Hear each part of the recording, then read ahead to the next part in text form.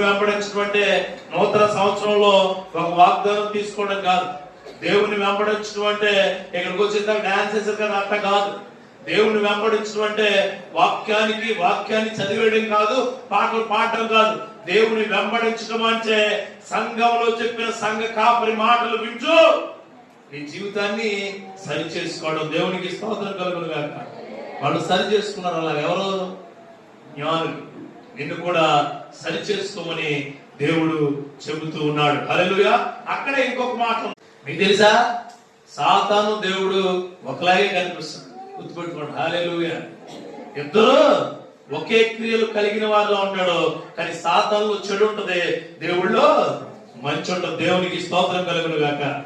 రెండు ఒకలా ఉండే వ్యక్తులుగా మీరు ఉన్నారేమో, మీరు ఒకసారి మార్చుకోండి. ఈయన ఏం చేశాడో తెలుసా? మార్చుకున్నాడు రూటు. అలాగే ముగించే ముందు